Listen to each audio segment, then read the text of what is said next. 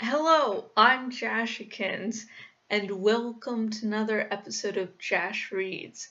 Tonight we're finishing up Chapter 3 from Mockingjay by Susan Collins.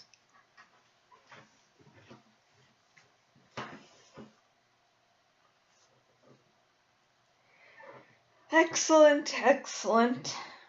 Plutarch sinks down, elbows on the table, rubbing his eyes. You know what I miss more than anything? Coffee. I ask you, would it be so unthinkable to have something to wash down the gruel and turnips? We didn't think it would be quite so rigid here. Fulvia explains to us as he massages Plutarch's shoulders. Out in the higher ranks. Or at least there'd be the option of a little side action, says Plutarch. I mean, even 12 had a black market, right? Yeah. The Hob, says Gale. It's where we traded. There, you see? And look how morally you two are. Virtually incorruptible. Plutarch sighs. Oh well, wars don't last forever. So glad to have you on the team. He reaches a hand out to his side where Fulvia is already extending a large sketchbook bound in black leather. You know, in general, what we're asking of you, Katniss. I'm aware you have mixed feelings about participating. I hope this will help. Plutarch slides the sketchbook across to me. For a moment, I look at it suspiciously. Then curiosity gets the better of me. I open the cover to find a picture of myself, standing straight and strong, in a black uniform. Only one person could have designed the outfit. At first glance, utterly utilitarian. At second, a work of art. The swoop of the helmet, the curve to the breastplate, the slight fullness of the sleeves that allows the white folds under the arms to show. In his hands, I am again a Mockingjay. Cinna, I whisper. Yes, he made me promise not to show you this book until you decided to be the Mockingjay on your own. Believe me, I was very tempted, says Plutarch. Go on. Flip through.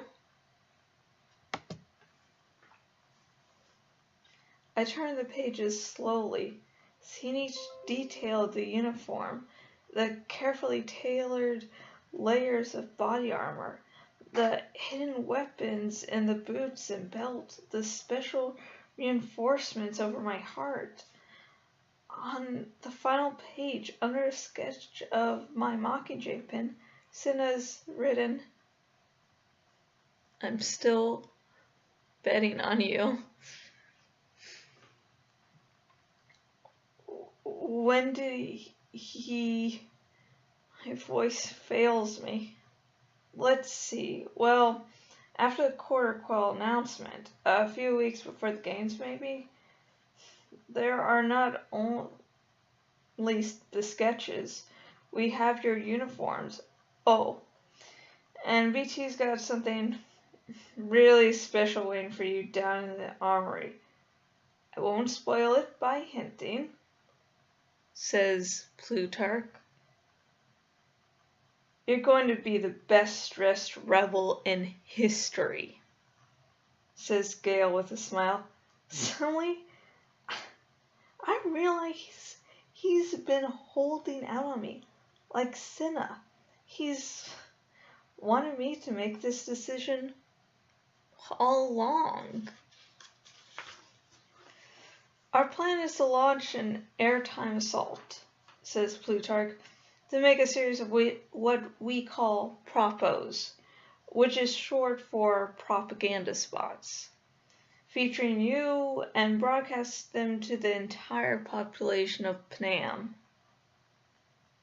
How? The capital has sole control of the broadcasts, says Gale. Well, we have BT.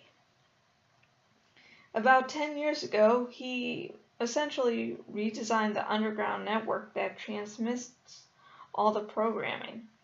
He thinks there's a reasonable chance it can be done. Of course, we'll need something to air. So, Katniss, the studio awaits your pleasure. Plutarch turns to his assistant. Fulvia? Plutarch and I have been talking about how on earth we can pull this off. We think that it might be best to build you, our rebel leader, from the outside in. That is to say, let's find the most stunning Mockingjay look possible, and then work your personality up to deserving it. She says frightfully. You already have her uniform, says Gale. Yes, but is she scarred and bloody?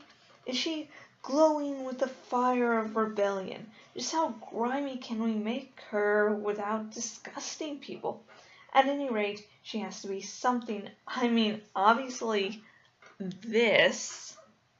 Fulvia moves in on me quickly, framing my face with her hands. Won't cut it. I jerk my head back reflexively, but she's already busy gathering her things. So, with that in mind, we have another little surprise for you. Come, come.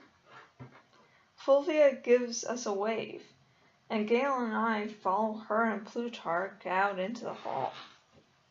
So well intended, and yet so insulting. Gale whispers in my ear. Welcome to the capital. I mouth back, but Fulvia's words have no effect on me. I wrap my arms tightly around the sketchbook and allow myself to feel hopeful. This must be the right decision. Avcino wanted it. We board an elevator, and Plutarch checks his notes.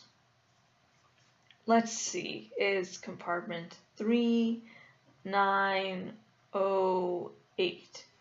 He presses a button marked 39. But nothing happens.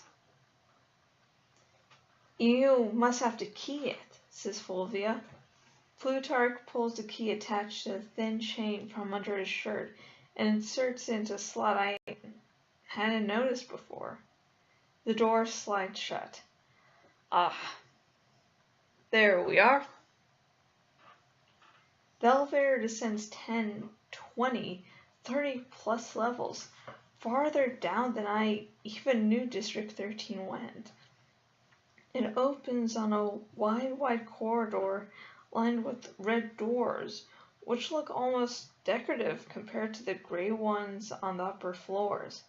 Each is plainly marked with a number. 3901, 3902, 3903. As we step out, I glance behind me to watch the elevator close and see a metallic grate slide into place over the regular doors. When I turn, a guard has materialized from one of the rooms at the far end of the corridor. A door swings silently shut behind him as he strides towards us. Plutarch moves to meet him, raising a hand in greeting, and the rest of us follow behind him. Something feels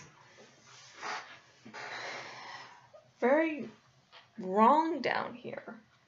It's more than the reinforced elevator or the claustrophobia of being so far underground. or the caustic smell of antiseptic. One look at Gale's face, and I can tell he senses it as well. Good morning. We were just looking for... Plutarch begins. You have the wrong floor, says the guard abruptly. Really? Plutarch double-checks his notes. I've got 3908 written right here. I wonder if you could just give a call up to... I'm afraid I have to ask you to leave now. Assignment discrepancies can be addressed at the head office, says the guard. It's right ahead of us. Compartment 3908. Just a few steps away. The door, in fact all the doors, seem incomplete. No knobs. They must swing free on hinges like the one the guard peered through. Where is that again? Asked Fulvia. You'll find the head office on level 7, says the guard, extending his arms to corral us back to the elevator. From behind door 3908 comes a sound. Just a tiny whimper, like something a cow dog might make to avoid being struck, only all too human and familiar.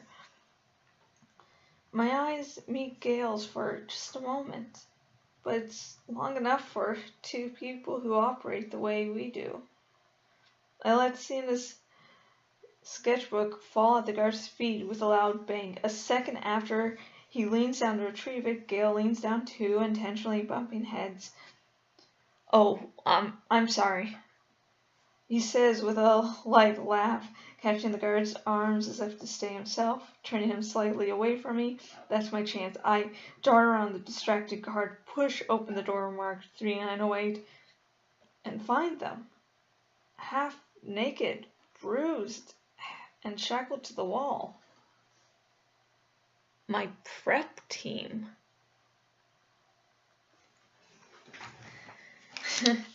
And that's the end of Chapter 3 of Mockingjay by Suzanne Collins. And yeah, this is a pretty big deal for a chapter of Katniss finally takes her place as the Mockingjay. She finally says, okay, I'm going to do it. And also here's a list of demands, which she needs Prim to help her, start figuring out that, oh yeah, I am important. I'm actually a really important person here, so I should, do things accordingly, because being important means, hey, I can ask for shit. And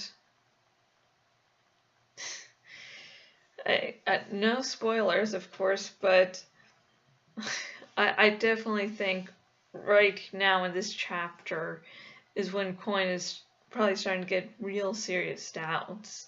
Like, will this person actually be useful to the cause? Because I just think, I guess, yeah, District 13 wouldn't understand the point of cast, or someone like Silene Parakeet, of just, there's really no purpose to them. They're just like family members that do nothing.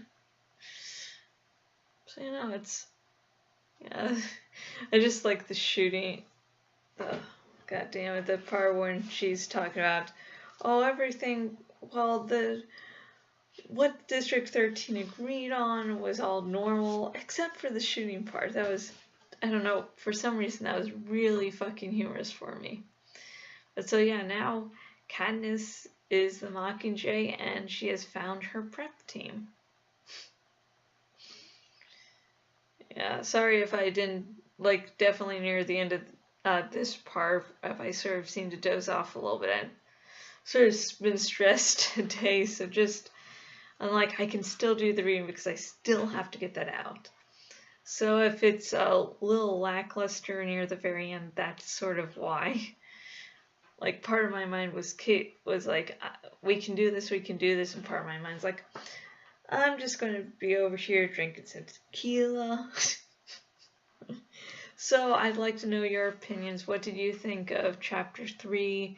What were some important things for you this chapter? What Katniss, Prim, Gale, Plutarch. I don't know why, but Plutarch is really, really hard for me to get a feeling for. It's like prim and proper, and yet when I was complaining about the coffee, a little bit childish. So it's like, I think Plutarch is definitely going to be one of those characters that's going to take me a little bit to get in touch with, and that probably means like near the very final parts of the book, that's when I'll really nail Plutarch, and then it's like, what's the point? You're not really doing anything. So anyways, yeah, please, start a conversation down below about chapter 3 of Mockingjay. Remember, no major spoilers. You can do what I said, about Coin, not really spoiling anything, just saying she's a little uncertain. But if you want to say, oh, here's this huge plot twist in Mockingjay, and you are free to spoil anything from the first and second Hunger Games books, but for Mockingjay, only really focus on where we are now. Don't go too far off into the future there. The things that are happening now are good to talk about. And if you do want to read Mockingjay, have your own personal copy of the book, either because you want to form your own opinions about the text, because when I'm reading for this dramatic reading, it's my interpretation of the works. It's my, adaptation. So if you want to read the book just for that, or say you want to read Mockingjay because you're like, I can't wait till the next part. I just need to buy the book now and, just read it. And you also want to support me, there's a link down in the description of where you can click and buy Mockingjay, and it also helps support me. And if you're watching this on my blog, underneath the bloopers is a little ad for Mockingjay. So, yay. And not until next video. Sorry, I'm forgetting the very special part of this. We take a shot. So if you have some liquor or alcohol by you, or you have a favorite type of beer, pick one of those up, so you can take a shot with me. And if you don't drink for whatever reason, go and click on go and get maybe a glass of water, milk, hot chocolate, or whatever, and take a shot. Here's to finally finishing up chapter 3.